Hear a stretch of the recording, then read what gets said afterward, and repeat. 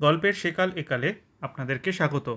যদি চ্যানেলটা পছন্দ হয়ে থাকে তাহলে লাইক, কমেন্ট আর প্রচুর শেয়ার করতে ভুলবেন না। চ্যানেলটা অতি অবশ্যই সাবস্ক্রাইব করুন আর সঙ্গে বেল আইকনটাও প্রেস করুন। গল্পের সেকাল একালে আজকের নিবেদন বিভূতিভূষণ বন্দ্যোপাধ্যায়ের পথের পাঁচালী।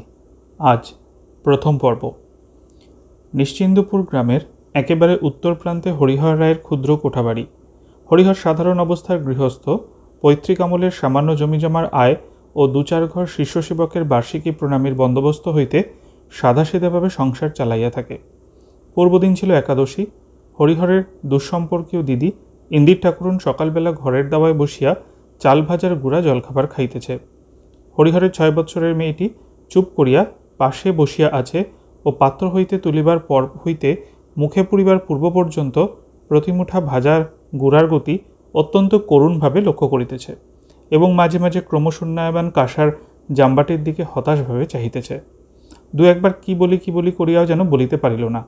ইন্দির ঠাকুরন মুঠার পর মুঠা উঠাইয়া পাত্র নিঃশেষ করিয়া ফেলিয়া খুকির দিকে চাহিয়া বলিল, ও মা, তোর জন্য দুটো রেখে দিলাম না, ওই দেখো। মেয়েটি করুণ চোখে বলিল, তা হোক পিতি, তুই খা। দুটো পাকা বড় বিচে কলার একটা হইতে আধখানা ভাঙিয়া ইন্দির ঠাকুরন তাহার হাতে দিল। এবার খুকির চোখ মুখ উজ্জ্বল দেখাইল। সে পিসিমার হাত হইতে উপহার লইয়া মনোযোগের সহিত ধীরে ধীরে চুষিতে লাগিল। ও ঘর হইতে তাহার মা ডাকিল। আবার ওখানে গিয়ে ধন্না দিয়ে বসে আছে। উঠায় বলছি। ইন্দির ঠাকুরন বলিল, থাক বউ, আমার কাছে বসে আছে, ও তো কিছু করছে না, থাক বসে। তবুও তাহার মা শাসনের সুরে বলিল, না, কেনই বা খাবার সময় ওরকম বসে থাকবে? ওসব আমি পছন্দ করি নে, চলে আয় বলছি উঠে। খুকি ভয় উঠিয়া গেল। ইন্দির ঠাকুরনের সঙ্গে হরিহরের সম্পর্কটা বড় দূরের। মামার বাড়ির সম্পর্কে কীরকম বোন। হরিহর রায়ের পূর্বপুরুষের আদি বাড়ি ছিল পাশের গ্রামের যশরা বিষ্ণুপুর। হরিহরের পিতা রামচাঁদ রায় মহাশয় অল্প বয়সে প্রথমবার বিপত্নিক হইবার পরে অত্যন্ত ক্ষোভের সহিত লক্ষ্য করিলেন যে দ্বিতীয়বার তাহার বিবাহ দিবার দিকে পিতৃদেবের কোনো লক্ষ্যই নাই। বছরখানেক কোনো রকমে চক্ষু লজ্জায় কাটাইয়া দেবার পরও যখন পিতার সেদিকে কোনো উদ্যম দেখা গেল না, তখন রামচাঁদ মরিয়া হইয়া প্রত্যক্ষ ও পরোক্ষে নানারূপ অস্ত্র ব্যবহার করিতে বাধ্য হইলেন। দুপুরবেলা কোথাও কিছু নাই। সহজ মানুষ রামচাঁদ আহার আদি করিয়া বিছানায় ছটফট করিতেছেন।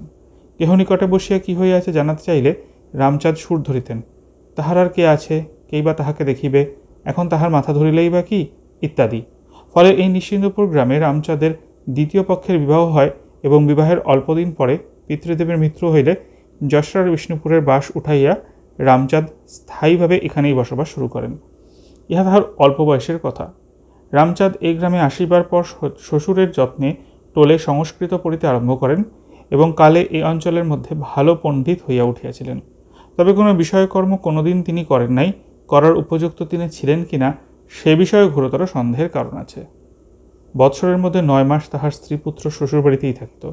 তিনি নিজে পাড়ার পতিরা মুকুজ্জের পাশায় আড্ডায় অধিকাংশ সময় কাটাইয়া 2 বেলা ভোজনের সময় শ্বশুরবাড়ি হাজির হইতেন মাত্র। যদি কেহ জিজ্ঞাসা করিত, পণ্ডিত মশাই, বউটা ছেলেটা আছে, আখেরটা তো দেখতে হবে। রামচাঁদ বলিতেন, কোনো ভাবনা নেই ভাইয়া, ব্রজচক্রবর্তীর ধানের মড়ায় তলা কুড়িয়া খেলেও এখন ওদের 2 পুরুষ হেসে খেলে কাটাবে। পরে তিনি ছক্কা ও পঞ্জুরির জোর কীভাবে মিলাইলে ঘর ভাঙিতে পারিবেন তাহাই এক মনে ভাবিতেন। ব্রজচক্রবর্তীর ধানের মড়াইয়ের নিত্যতা সম্পর্কে তাহার আস্থা যে কতটা বেআন্দাজি ধরনের হয়েছিল তাহা শ্বশুরের মৃত্যুর পরে রামচাঁদের বুঝিতে কিছুই বিলম্ব হয় নাই। এই গ্রামে তাহার জমি জমাও ছিল না, নগদ টাকাও বিশেষ কিছু না। 2-4টি শিষ্য সেবক এদিকে ওদিকে জুটিয়া ছিল, তাহাদের দ্বারা কোনো রকমের সংসার চালাইয়া পুত্রটিকে মানুষ করিতে থাকেন। তাহার পূর্বে তাহার এক জ্ঞাতি ভাতার বিবাহ তাহার শ্বশুর বাড়িতেই হয়। তাহারাও এখানেই বাস করিয়াছিলেন। তাহাদের দ্বারাও রামচাঁদের অনেক সাহায্য হইত। জ্ঞাতি ভ্রাতার পুত্র নীলমণি রায় কমিশনারিয়াটে চাকরি করতেন, কিন্তু কর্ম উপলক্ষে তাকে বরাবর বিদেশে থাকিতে হয়ে বলিয়া তিনি শেষকালে এখানকার বাস একরূপ উঠাইয়া বৃদ্ধ মাতাকে লইয়া কর্মস্থলে চলিয়া যান। এখন তাহাদের ভিটাতে আর কেহ নাই। শোনা যায় পূর্বদেশীয় এক নামজাদা কুলীনের সঙ্গে ইন্দির ঠাকুরনের বিবাহ হইয়াছিল। স্বামী বিবাহের পরে কালেভদ্রে এ গ্রামে পদার্পণ করিতেন। একাদ রাত্রি কাটাইয়া পথের খরচ ও কৌলিন্য সম্মান আদায় করিতে লইতেন। খাতায় দাগ কাটিয়া পরবর্তী নম্বরে শ্বশুরবাড়ি অভিমুখে তল্পিবাহক সহ রওনা হইতেন। কাজেই স্বামীকে ইন্দির ঠাকুরন ভালো মনে করিতেই পারে না। বাপ মায়ের মৃত্যুর পর ভাইয়ের আশ্রয়ে 2 মুঠো অন্ন পাইয়া আসিয়াছিল। কপালক্রমে সে ভাইও অল্প বয়সে মারা গেল।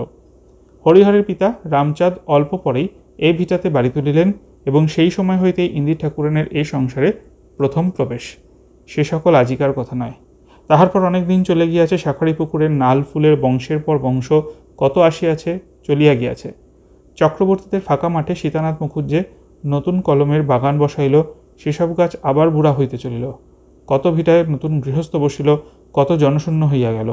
কত গোলক চক্রবর্তী, ব্রজ চক্রবর্তী মরিয়া হাজিয়া গেল। ইছামতির চলর্মী চঞ্চল স্বচ্ছ জলধারা অনন্ত কালপ্রবাহের সঙ্গে পাল্লা দিয়া কুটার মতো, ঢেউয়ের ফেনার মতো, গ্রামের নীলকুঠির মতো জনসন টনসন সাহেব কত মজুমদারকে কোথায় ভাসাইয়া লইয়া গেল। শুধু ইন্দির ঠাকুরন এখনও বাঁচিয়া আছে। 1240 সালে সে ছিপছিপে চেহারার হাসিমুখী তরুণী নহে, 75 বৎসরের বৃদ্ধা। গাল তোবড়াইয়া গিয়াছে, মাজা ঈষৎ ভাঙিয়া শরীর সামনে ঝুঁকিয়া পড়িতেছে। দূরের জিনিস আগের মতো চোখে ঠাহর হয় না। হাত তুলিয়া যেন রৌদ্রের ঝাঁজ হইতে বাঁচাইবা ভঙ্গিতে চোখ ঢাকিয়া বলে, কে আসে? নবীন? না, ও তুমি রাজু। এই ভিটারই কি কম পরিবর্তন ইন্দির ঠাকুরনের চোখের ওপর ঘটিয়া গেল? ওই ব্রজ চক্রবর্তীর যে ভিটা আজকাল জঙ্গল হইয়া পড়িয়া আছে, কোজাগরী লক্ষ্মী পূর্ণিমার দিন গ্রামশুদ্ধ লোক সেখানে পাত পাড়িত। বড় চণ্ডীমণ্ডপে কি পাশার আড্ডাটাই বসিত সকালে বিকেলে। তখন কি ছিল ওই রকম বাসবন? পৌষ পার্বণের দিন ওই ঢেকিশালে 1 মণ চাল কোটা হইত পৌষ পিঠার জন্য। চোখ বুঝিয়া ভাবিলে ইন্দির ঠাকুরন সেসব এখনও দেখিতে পাই যে। ওই রায়বাড়ির মেজবু লোকজন সঙ্গে করিয়া চাল কুটাইতে আসিয়াছেন। ঢেকিতে দমাদ্দম পার পড়িতেছে, সোনার বাউটি রাঙা হাতে একবার সামনে সরিয়া আসিতেছে, আবার পিছাইয়া যাইতেছে। জগদ্ধাত্রীর মতো রূপ, তেমনই স্বভাব চরিত্র। নতুন যখন ইন্দির ঠাকুরন বিধবা হইল, তখন প্রতি দ্বাদশীর দিন প্রাতঃকালে নিজের হাতে জলখাবার গোছাইয়া আনিয়া তাহাকে খাওয়াইয়া যাইতেন। কোথায় গেল কে? সেকালের আর কেহ বাঁচিয়া নাই যার সাথে সুখ দুঃখের দুটো কথা কয়। তারপর ওই সংসারে আশ্রয়দাতা রামচাঁদ মারা গেলেন। তার ছেলে হরিহর তো হইল সেদিন। ঘাটের পথে লাফাইয়া লাফাইয়া খেলিয়া বেড়াইত। মুখুজ্জেদের তেঁতুল গাছে ডাসা তেঁতুল খাইতে গিয়া পড়িয়া হাত ভাঙিয়া 2-3 মাস শয্যাগত ছিল। সেদিনের কথা। ধুমধাম করিয়া অল্প বয়সে তাহার বিবাহ হইল। পিতার মৃত্যুর পর 10 বৎসরের নববিবাহিত পত্নীকে বাপের বাড়ি ফেলিয়া রাখিয়া দেশ ছাড়া হইয়া গেল। 8-10 বছর প্রায় কোনো খোঁজ খবর ছিল না। কালীভদ্রে 1-8খানা চিঠি দিত, কখনো কখনো 2-5 টাকা বুড়ির নামে মানি অর্ডার করিয়া পাঠাইত। ওই বাড়ি আঙুলিয়া কত কষ্টে কতদিন না খাইয়া প্রতিবেশীর দুয়ারে দুয়ারে চাহিয়া চিন্তিয়া তাহার দিন কাটিয়াছে। অনেক দিন পরে হরিহর আজ 6 বৎসর আসিয়া ঘর সংসার পাতিয়াছে। তাহার একটি মেয়ে হইয়াছে, সেও প্রায় 6 বৎসরেরটি হতে চইল। বুড়ি ভাবিয়েছিল এতদিনে সেই ছেলেবেলার ঘর সংসার আবার বজায় হইল। তাহার সংকীর্ণ জীবনে সে অন্য সুখ চাহে নাই, অন্য প্রকার সুখ দুঃখের ধারণাও সে করিতে অক্ষম। আশৈশব অভ্যস্ত জীবনযাত্রার পুরাতন পথে যদি গতির মোড়টা ঘুরিয়া দাঁড়াইয়া হইল, তাহলেই সে খুশি। তাহার কাছে সেইটাই চরম সুখের কাহিনী। হরিহরের ছোট্ট মেয়েটাকে সে একদণ্ড চোখের আড়াল করতে পারে না। তাহার নিজেরও এক মেয়ে ছিল, নাম ছিল বিশ্বেশ্বরী। অল্প বয়সেই বিবাহ হয়, আর বিবাহের অল্প পরেই মারা যায়। হরিহরের মেয়ের মধ্যে বিশ্বেশ্বরী মৃত্যুপারের দেশ হইতে 40 বছর পরে তাহার অনাথা মায়ের কোলে আবার ফিরিয়া আসিয়াছে। 40 বছরের নিভিয়া যাওয়া ঘুমন্ত মাতৃত্ব মেয়েটার মুখের বিপন্ন অপ্রতিভ ভঙ্গিতে, অবোধ চোখের হাসিতে এক মুহূর্তে সচকিত আগ্রহে শেষ হইতে চলা জীবনের ব্যাকুল ক্ষুধায় জাগিয়া ওঠে। কিন্তু যাহা সে ভাবিয়াছিল তাহা হয় নাই। হরিহরের বউ দেখিতে টুকটুকে সুন্দরী হইলে কি হইবে, ভারী ঝগড়াটে। তাহাকে তো 2 চক্ষু পাড়িয়া দেখিতে পারে না। কোথাকার কে তার ঠিকানা নাই, কি তাহার সঙ্গে সম্পর্ক খুঁজিয়া মেলে না, বসিয়া বসিয়া অন্ন ধ্বংস করিতেছে।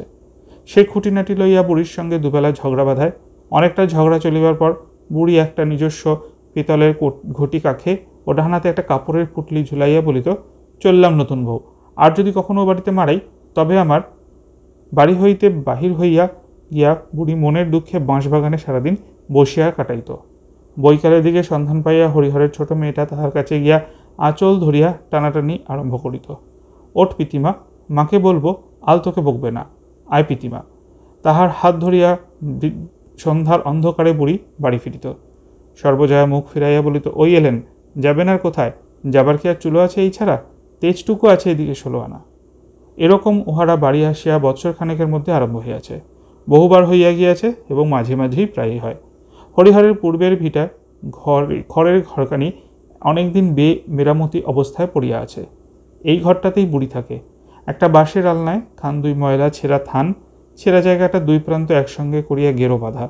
বুড়ি আজকাল ছুঁচে সুতো পরাইতে পারে না বলিয়া কাপড় সেলাই করিবার সুবিধা নাই, বেশি ছিঁড়িয়া গেলে গেরো বাঁধে।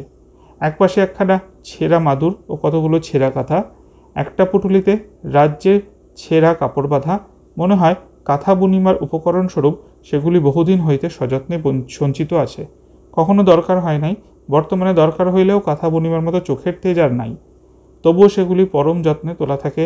ভাদ্র মাসে বর্ষার পরে রৌদ্র ফুটিলে বুড়ি সেগুলো খুলিয়া মাঝে মাঝে উঠানে রৌদ্রে দেয়। বেতের পেট্রাটার মধ্যে পুটুলি বাঁধা কতগুলো ছেঁড়া লালপাড় শাড়ি, সেগুলো তাহার মেয়ে বিশ্বের শরীর। একটা পিতলের চাদরের ঘটি, একটা মাটির ছোবা, গোটা 2 মাটির ভাঁড়। পিতলের ঘটিতে চাল ভাজা ভরা থাকে, রাত্রে হামান দিস্তা দিয়া গুঁড়া করিয়া তাই মাঝে মাঝে খায়। মাটির ভাঁড়গুলোর কোনোটাতে একটুখানি তেল, কোনোটাতে একটু নুন, কোনোটাতে সামান্য একটু খেজুরের গুড়। সর্বজয়ার কাছে চাহিলে সব সময় মেলে না বলিয়া বুড়ি সংসার হইতে লুকাইয়া আনিয়া ফেলিয়া সেগুলোকে বিবাহের বেতের পেট্রার মধ্যে সঞ্চয় করিয়া রাখিয়া দেয়। সর্বজয়া এ ঘরে আসে কচ্ছিৎ কালেভদ্রে কখনো, কিন্তু সন্ধ্যার সময় তার মেয়ের ঘরের দাওয়ায় ছেঁড়া কাঁথা পাতা বিছানায় বসে অনেকক্ষণ পর্যন্ত এক কোণে পিসিমার মুখে রূপকথা শোনে। খানিকক্ষণ এ গল্প ও গল্প শুনিবার পর খুকি বলে, পিটি, সেই ডাকাতের গল্পটা বলতো। গ্রামের একবার গৃহস্থ বাড়িতে 50 বছর আগে ডাকাতি হইয়াছিল, সেই গল্প। ইতিপূর্বে বহুবার বলা হইয়া গেলেও কয়েকদিনের ব্যবধানে উহার পুনরাবৃত্তি করিতে হয়। খুকি ছাড়ে না। তাহার পর সে পিসিমার মুখে ছড়া শোনে। সেকালের অনেক ছড়া ইন্দির ঠাকুরনের মুখস্থ ছিল। অল্প বয়সে ঘাটে পথে সমবয়সী সঙ্গিনীদের কাছে ছড়া মুখস্থ বলিয়া তখনকার দিনে ইন্দির ঠাকুরন কত প্রশংসা আদায় করিয়াছে। তাহার পর অনেক দিন সে একরকম ধৈর্যশীল শ্রোতা পায় নাই। পাছে মরিচা পড়িয়া যায়, সেই জন্য তাহার জানা সব ছড়াগুলোই আজকাল প্রতি সন্ধ্যায় একবার ক্ষুদ্র ভাইঝিটির কাছে আবৃত্তি করিয়া ধার সানাইয়া রাখে, টানিয়া টানিয়া আবৃত্তি করে। ও ললিতে চাপকালিতে একটে কথা শুনিছে, রাধার ঘরে চোর ঢুকেছে, এই পর্যন্ত বলিয়া সে হাসি হাসি মুখে প্রতীক্ষা দৃষ্টিতে ভাইজির দিকে চাহিয়া থাকে। খুকি উৎসাহের সঙ্গে বলে, চূড়ো বাঁধা এক মিনসে। মি অক্ষরটার ওপর অকারণ জোর দিয়া ছোট মাথাটি সামনে তাল রাখিবার ভাবে ঝুঁকাইয়া পদটার উচ্চারণ শেষ করে। ভারী আমোদ লাগে খুকির। তাহার পিসি ভাইজিকে ঠকাইবার চেষ্টায় এমন সব ছড়া আবৃত্তি করে ও পদ পূরণের জন্য ছাড়িয়া দেয়, যাহা হয়তো 10-15 দিনে বলা হয় নাই, কিন্তু খুকি ঠিক মনে রাখে। তাহাকে ঠকানো কঠিন। খানিক রাত্রে তাহার মা খাইতে ডাকিলে সে উঠিয়া যায়। হরিহর রায়ের আদি বাসস্থান যশরা বিষ্ণুপুরের প্রাচীন ধনী বংশচৌধুরীরা নিষ্কর ভূমিদান করিয়া যে কয়েক ঘর ব্রাহ্মণকে সেকালে গ্রামের বাস করাইয়াছিলেন, হরিহরের পূর্বপুরুষ বিষ্ণুরাম রায় তাহাদের মধ্যে একজন। ব্রিটিশ শাসন তখনও দেশে বদ্ধমূল হয় নাই। যাতায়াতের পথ সকল ঘোর বিপদসংকুল ও ঠগি, ঠ্যাঙাড়ে, জলদস্যু প্রভৃতিতে পূর্ণ থাকিত। এই ডাকাতের দল প্রায় গোয়ালা, বাগদি, বাউরি শ্রেণীর লোক। তাহারা অত্যন্ত বলবান, লাঠি এবং সরকি চালানোতে সুনিপুণ ছিল। বহু গ্রামের নিবৃত প্রান্তে ইহাদের স্থাপিত ডাকাতে কালীর মন্দিরের চিহ্ন এখনও বর্তমান আছে। দিনমানে ইহারা ভালো মানুষ সাজিয়া বেড়াইত, রাত্রে কালী পুজো দিয়া দূর পল্লীতে গৃহস্থ বাড়ি লুট করিতে বাহির হইত। তখনকার কালে অনেক সমৃদ্ধশালী গৃহস্থ ডাকাতি করিয়া অর্থ সঞ্চয় করিতেন। বাংলাদেশে বহু জমিদার ও অবস্থাপন্ন গৃহস্থের অর্থের মূল ভিত্তি যে এই পূর্বপুরুষ সঞ্চিত লুণ্ঠিত ধনরত্ন, যাহারই প্রাচীন বাংলার কথা জানেন তাহারাই ইহা জানেন। বিষ্ণুরাম রায়ের পুত্র বীরু রায়ের এইরূপ অখ্যাতি ছিল। তাহার অধীনে বেতনভোগী ঠ্যাঙাড়ে থাকিত।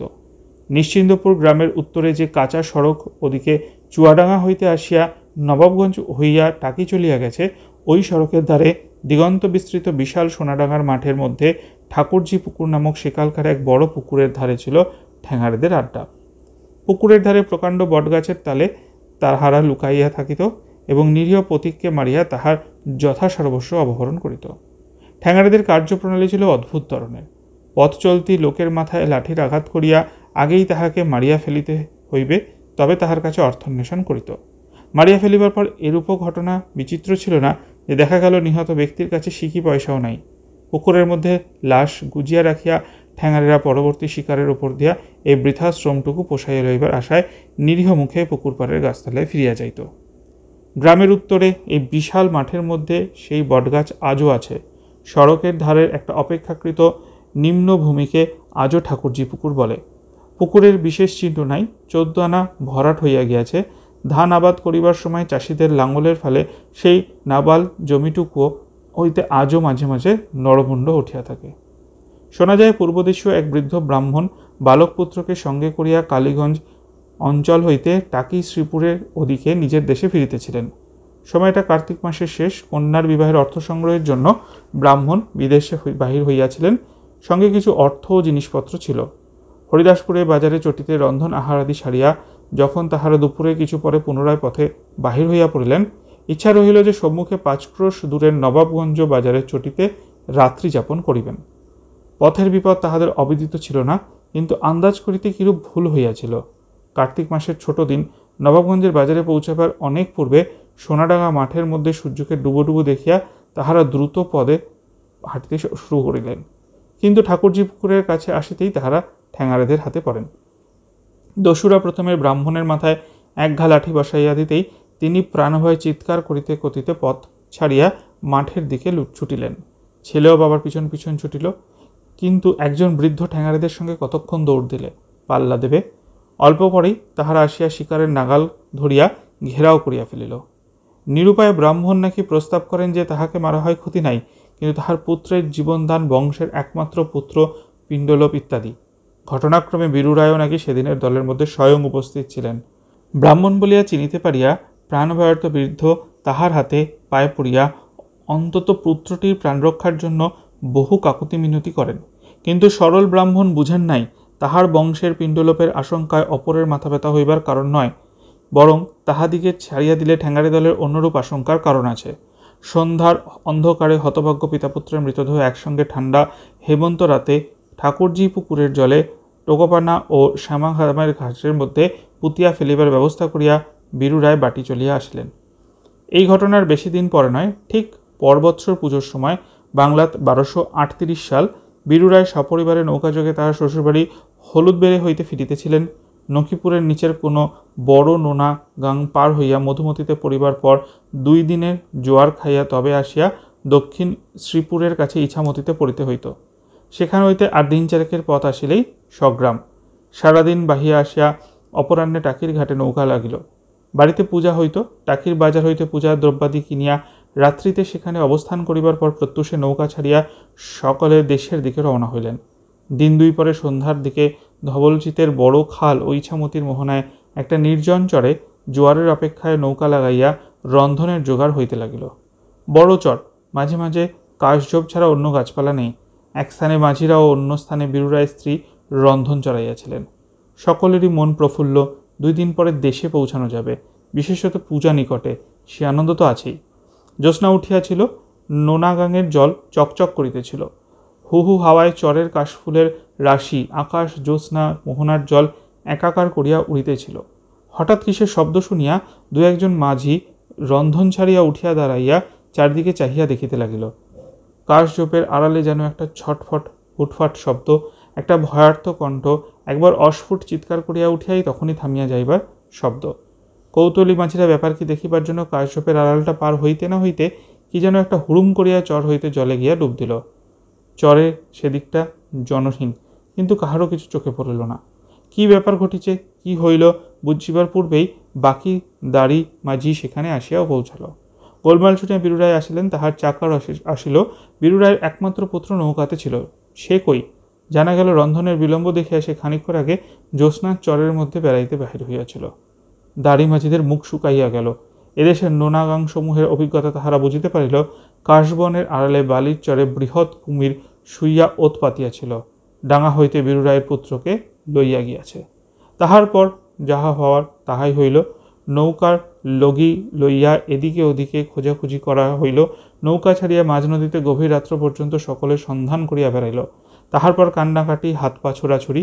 গত বৎসরের দেশের ঠাকুরজি পুকুরের মাঠে প্রায় এই সময় যে ঘটনা ঘটিয়াছিল, যেন অদৃশ্য বিচারক এ বৎসর ইছামতির নির্জন চরে তাহার বিচার নিষ্পন্ন করিলেন। মূর্খ বীরুরায় ঠেকিয়া শিখিলেন যে সে অদৃশ্য ধর্মাধিকরণের দণ্ডকে ঠাকুরজি পুকুরের শ্যামাহাসের দামে প্রতারিত করিতে পারে না। অন্ধকারেও তাহা আপন পথ চিনিয়া লয়। বাড়ি আসা বিহুরায় আর বেশি দিন বাঁচেন নাই। এইরূপে তাহার বংশ এক অদ্ভুত ব্যাপারের সূত্রপাত হইল। নিজের বংশ লোপ পাইলেও তার ভাইয়ের বংশাবলী ছিল, কিন্তু বংশের জ্যেষ্ঠ সন্তান কখনো বাঁচিত না। সাবালক হইবার পূর্বেই কোনো না কোনো রোগে মারা যাইত। সকলে বলিল বংশে ব্রহ্মসাপ ঢুকিয়াছে। হরিহর রায়ের মাতা তারকেশ্বর দর্শনে গিয়া এক সন্ন্যাসীর কাছে কাদাকাটা করিয়া একটি মাদুলি পান। মাদুলের গুণেই হোক বা ব্রহ্মসাপের তেজ দুই পুরুষ পরে কর্পূরের মতো উবিয়া যাইবার ফলেই হোক, এত বয়সেও হরিহর আজও বাঁচিয়া আছে। দিন কতক পরে খুকি সন্ধ্যের পর শুইয়া পড়িয়াছিল। বাড়িতে তাহার পিসিমা নাই। অদ্য 2 মাসের ওপর হইল একদিন তাহার মায়ের সঙ্গে কি ঝগড়াঝাটি হওয়ার পর রাগ করিয়া দুর্গ্রামে কোনো এক আত্মীয় বাড়িতে গিয়া আছে। মায়েরও শরীর এতদিন বড় অপটি ছিল বলে তাহাকে দেখিবারও কোনো লোক নাই। সম্প্রতি মা কাল হইতে আতুর ঘরে ঢোকা পর্যন্ত সে কখন খায় কখন শোয় তাহা কেউ ভর দেখে না। খুকি শুইয়া শুইয়া যতক্ষণ পর্যন্ত ঘুম না আসিল ততক্ষণ পিসিমার জন্য কাঁদিল। রোজ রাত্রে সে কাঁদে। তাহার পর খানিক রাত্রে কাহাদের কথাবার্তা শুনিয়া জাগিয়া উঠিয়া দেখিল কুর্নির মা দাই রান্নাঘরের ছেঁচলা তলায় বাড়াইয়া কথা বলিতেছে। পাড়ার নেড়ার ঠাকুমা আরও কে কে উপস্থিত আছে। সকলেই যেন ব্যস্ত ও উদ্বিগ্ন। খুকি খানিকটা জাগিয়া থাকিয়া আবার শুইয়া পড়িল। বাঁশবনে হাওয়া লাগিয়া শিরশির শব্দ হইতেছে, আতুর ঘরে আলো জ্বলিতেছে ও কাহারা কথাবার্তা বলিতেছে। দাওয়ায় জ্যোৎস্না পড়িয়াছে। ঠান্ডা হওয়ার পরে একটু সে ঘুমিয়ে পড়িল। খানিক রাত্রে ঘুমের ঘরে একটা অস্পষ্ট আওয়াজ ও গোলমাল শুনিয়া আবার তাহার ঘুম ভাঙিয়া গেল। তাহার বাবা ঘর হইতে বাহির হইয়া আতুর ঘরের দিকে দৌড়াইয়া ব্যস্তভাবে বলিতে যাইতেছে, কেমন আছে খুড়ি, কি হয়েছে? আতুর ঘরের ভিতর হইতে কেমন ধরনের একটা গলার আওয়াজ সে শুনতে পাইল। গলার আওয়াজটা তার মায়ের। অন্ধকারের মধ্যে ঘুমের মধ্যে সে আর কিছু বুঝতে না পারিয়া চুপ করিয়া খানিকক্ষণ বসিয়া রহিল। তাহার কেমন ভয় ভয় করিতেছিল। মাও কেমন করিতেছে। কি হয়েছে মায়ের? সে আরও কিছুক্ষণ বসিয়া থাকিয়া কিছু না বুঝিতে পারিয়া শুইয়া পড়িল এবং একটু পরে ঘুমাইয়াও পড়িল। কতক্ষণ পরে সে জানে না। কোথায় যেন বিড়াল ছানার ডাকে তাহার ঘুম ভাঙিয়া গেল। চট করিয়া তাহার মনে পড়িল পিসিমার ঘরের দাওয়ায় ভাঙা উনুনের মধ্যে মেনি বিড়ালের ছানাগুলো সে বৈকালবেলা লুকাইয়া রাখিয়া আসিয়াছে। ছোট তুলতুলে ছানা কয়টি, এখনও চোখ ফুটে নাই। ভাবিল ওই যা, ওদের হুলো বিড়ালটা এসে বাচ্চাগুলোকে সব খেয়ে ফেলল ঠিক। ঘুম চোখে উঠিয়া তাড়াতাড়ি সে অন্ধকারের মধ্যে পিসিমার দাওয়ায় গিয়ে উনুনের মধ্যে হাত দিয়ে পুড়িয়া দেখিল বাচ্চা কয়টি নিশ্চিন্ত মনে ঘুমাইতেছে। হুলো বিড়ালের কোনো চিহ্ন নাই কোনো দিকে। পরে সে অবাক হইয়া আসিয়া শুইয়া পড়িল এবং তাহার পরে ঘুমাইয়া পড়িল। ঘুমের ঘরে আবার কিন্তু কোথায় বিড়াল ছানা ডাকিতেছিল। পরদিন উঠিয়া সে চোখ মুছিতেছে। কর্ণীর মা দাই বলিল, ও খুকি, কাল রাত্রে তোমার একটা ভাই হয়েছে, দেখবা না? ও মা, কাল রাত্রে এত চেঁচামেচি, এত কাণ্ড হয়ে গেল, কোথায় ছিলে তুমি? যা কাণ্ড হলো, কালপুরের পীরের দরগায় সিন্নি দেবানে বড্ড রক্ষে করেছেন রাত্রিরে। খুকি এক দৌড়ে ছুটিয়া আতুর ঘরের দুয়ারে গিয়া উকি মারিল। তাহার মা আতুরের খেজুর পাতার বেড়ার গা ঘাসিয়া শুইয়া ঘুমিয়াইতেছে। একটি টুকটুকে অসম্ভব রকমের ছোট্ট, প্রায় একটা কাচের বড় পুতুলের চেয়ে কিছু বড় জীব কাঁথার মধ্যে শুইয়া, সেটিও ঘুমাইতেছে। গুলের আগুনের মন্দ মন্দ ধোঁয়ায় ভালো দেখা যায় না। সে খানিকক্ষণ দাঁড়াইয়া থাকিতে থাকিতেই জীবটা চোখ মিলিয়া মিটমিট করিয়া চাহিয়া অসম্ভব রকমের ছোট্ট হাত দুটি নাড়িয়া নিতান্ত দুর্বলভাবে অতি ক্ষীণ সুরে কাঁদিয়া উঠিল। এতক্ষণ পরে খুকি বুঝিল রাত্রিতে বিড়াল ছানার ডাক বলিয়া যাহা মনে হইয়াছিল তাহা কি? অবিকল বিড়াল ছানার ডাক। দূর হইতে শুনিলে কিছু বুঝিবার জো নাই। হঠাৎ অসহায় অসম্ভব রকমের ছোট নিতান্ত ক্ষুদ্রে ভাইটির জন্য দুঃখে মমতায় সহানুভূতিতে খুকির মন পরিপূর্ণ হইয়া উঠিল। ন্যাড়ার ঠাকুমা ও কুরুনির মা দাই বারণ করাতে সে ইচ্ছা সত্ত্বেও আতুর ঘরে ঢুকিতে পারিল না। মা আতুর হইতে বাহির হইয়া খোকার ছোট্ট দোলাতে দোল দিতে দিতে খুকি কত কি ছড়া গান করে।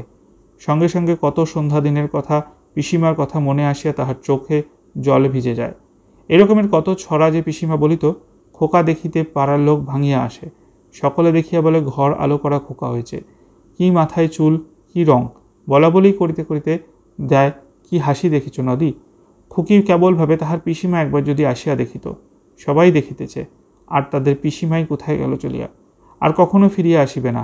সে ছেলে মানুষ হইলেও এটুকু বুঝিয়াছে যে এ বাড়িতে বাবা কি মা কেহই পিসিমাকে ভালোবাসে না, তাহাকে আনিবার জন্য কেহ গা করিবে না। দিনুমানে পিসির ঘরের দিকে চাহিলে মন কেমন করে। ঘরের কবাটটা এক একদিন খোলাই পড়ে থাকে। দাওয়ায় চামচিকার নাদি জমিয়াছে। উঠানে সেরকম আর ঝাট পড়ে না। এখানে শেওড়ার চারা, ওখানে কচু গাছ, পিসিমা বুঝি হইতে দিত? খুকির বড় বড় চোখ জলে ভরিয়া যায়। সেই ছড়া, সেই সব গল্প খুকি ভুলিয়ে কি করে? সেদিন হরিপালিতের মেয়ে আসিয়া তাহার মাকে বলিল, তোমাদের বুড়ি হাটের পথে দেখি মাঠের দিক থেকে একটা ঘটি আর পুটুলি হাতে করে আসছে, এসে চক্রবর্তী মশাই বাড়িতে ঢুকে বসে আছে, যাও দুর্গাকে পাঠিয়ে দাও, হাত ধরে ডেকে আনুক, তাহলে রাগ পড়বে এখন। হরিপালিতেরই বাড়ি বসিয়া বুড়ি তখন পাড়ার মেয়েদের মুখে হরিহরের ছেলে হওয়ার গল্প শুনিতেছিল। ও পিতি, বুড়ি চমকাইয়া দেখিল দুর্গা হাঁপাইতেছে, যেন অত্যন্ত ছুটিয়া আসিয়াছে। বুড়ি ব্যগ্রভাবে দুর্গাকে হাত বাড়াইয়া ধরিতে গেল, সঙ্গে সঙ্গে দুর্গা ঝাঁপাইয়া বুড়ির কোলে পড়িল। তাহার মুখে হাসি, অথচ চোখে জল। উঠানে ঝি বউ যাহারা উপস্থিত ছিলেন, অনেকেরই চোখে জল আসিল। প্রবীণা হরিপালিতের স্ত্রী বলিলেন, নেও ঠাকুরজি, ও তোমার 8 জন্মে মেয়ে ছিল, সেই মেয়েই তোমার আবার ফিরিয়া আসিয়াছে। বাড়ি আসিলে খোকাকে দেখিয়া তো বুড়ি হাসিয়া কাঁদিয়া সারা হইল। কতদিন পরে ভিটায় আবার চাঁদ উঠিয়াছে। বুড়ি সকালে উঠিয়া মহাখুশিতে ভিতর উঠোন ঝাড় দেয়, আগাছার জঙ্গল পরিষ্কার করে। দুর্গার মনে হয় এতদিনে আবার সংসারটা ঠেনো ঠিকমতো চলছে, এতদিন যেন কেমন ঠিক ছিল না। দুপুরে আহার করিয়া বুড়ি খিড়কির পিছনে বাঁশবনের ওপর বসিয়া কঞ্চি কাটে। সেদিকে আর নদীর ধার পর্যন্ত লোকজনের বাস নাই। নদী অবশ্য খুব নিকটে না, প্রায় 1 পোয়া পথ। এই সমস্তটা শুধু বড় বড় আমবাগান ও ঝুপসি বাঁশবন ও অন্যান্য জঙ্গল। কঞ্চি কাটার সময় দুর্গা আসিয়া কাছে বসে, আবল তাবল বকে। ছোট এক বোঝা কঞ্চি কাটা জড়ো হইলে দুর্গা সেগুলি বহিয়া বাড়ির মধ্যে রাখিয়া আসে। কঞ্চি কাটিতে কাটিতে মধ্যাহ্নের অলস আমেজে শীতল বাঁশবনের ছায়া বুড়ির নানা কথা মনে আসে। সেই কতকাল আগের কথা সব। সেই তিনি বার তিনেক আসিয়াছিলেন, স্বপ্নের মতো মনে পড়ে। একবার তিনি পুটুলের মধ্যে কি খাবার আনিয়াছিলেন। বিশ্বেশ্বরী তখন 2 বৎসরের। সকলে বলিল, ওলা চিনির ডালের মতো। ঘটির জলে গুলিয়া সেও একটু খাইয়াছিল। সে একজন লোক আসিল, পুরনো সেই পেয়ারা গাছটার কাছে ঠিক সন্ধ্যের সময় আসিয়া দাঁড়াইল। শ্বশুরবাড়ির দেশ হইতে আসিয়াছে একখানা চিঠি। চিঠি পড়িবার লোক নাই। ভাই গোলকও পূর্ব বৎসর মারা গিয়াছে। ব্রজকাকার চণ্ডীমণ্ডপে পাশার আড্ডায় সে নিজে পত্রখানি লইয়া গেল। সেদিনের কথা আজ স্পষ্ট মনে হয়। ন জ্যাঠা, মেজ জ্যাঠা, ব্রজকাকা ও পাড়ার পতিত রায়ের ভাই যদু রায়, আর ছিল গোগলের সম্বন্ধী ভজহরি। পত্র পড়িলেন সেজ জ্যাঠা। অবাক হইয়া জিজ্ঞাসা করিলেন, কে আনলে এ চিঠি ইন্দর? তাহার পর ইন্দির ঠাকুরনকে বাড়ি আসিয়া তখনই হাতের নোয়া ও প্রথম যৌবনের স্বাদের জিনিস, বাপ মায়ের দেওয়া রূপার পৈছা জোড়া খুলিয়া রাখিয়া কপালের সিঁদুর মুছিয়া নদীতে স্নান করিয়া আসিতে হইল। কতকালের কথা, সেসব স্বপ্ন হইয়া গিয়াছে। তবু যেন মনে হয় সেদিনের। নিবারণের কথা মনে হয়। নিবারণ ব্রজ কাকার ছেলে নিবারণ। 16 বৎসরের বালক, কি টকটকে গায়ের রং, কি চুল। ওই চণ্ডীমণ্ডপের পোতা জঙ্গলে ঢাকা পড়িয়া আছে। বাঁশবনের মধ্যে ওই ঘরে সে কঠিন জ্বর রোগে শয্যাগত হইয়া যায় হইয়াও 2-3 দিন রহিল। আহা, বালক সর্বদা জল জল করিত, কিন্তু ঈশান কবিরাজ জল দিতে বারণ করিয়াছিল। মৌরির পুটুলি একটু একটু করিয়া চুষানো হইতেছিল। নিবারণ 4র্থী দিন রাতে মারা গেল। মৃত্যুর একটু আগেও সেই জল জল তার মুখে বলি, তবু এক বিন্দু জল তাহার মুখে ঠেকানো হয় নাই।